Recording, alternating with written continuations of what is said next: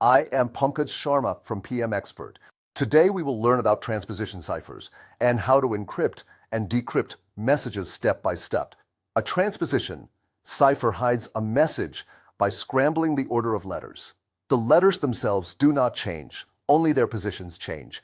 Think of it like taking a sentence, cutting it into pieces, and mixing them up. One common kind is the columnar transposition cipher. We use a keyword to decide the column order. Let's start with the keyword cat. Alphabetically, A is first, C is second, T is third. So the order for columns under CAT is 2, 1, 3. Now let's encrypt the message. Hello world.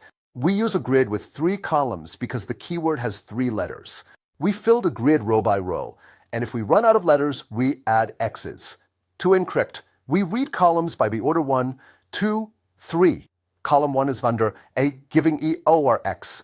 Column 2 is under C, giving HLOD. Column 3 is under T, giving LWLX.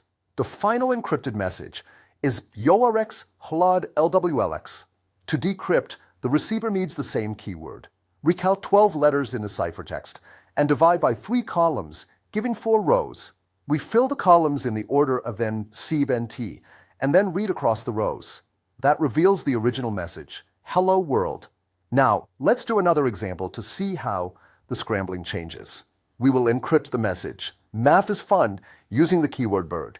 Alphabetically, B is first, D is second, I is third, and R is fourth. So the order for columns under B, I, R, D is 1, 3, 4, 2. Now we make a grid with 4 columns and write math is fun across the rows. We add Z letters to fill the empty cells. Now we read columns by the order 1, 2, 3, 4. Column 1 under B gives NIN. Column 2 under D gives HUZ. Column 3 under I gives a SC. Column 4 under A gives TFC. The final encrypted message is min uses ZTFC. Why is this useful?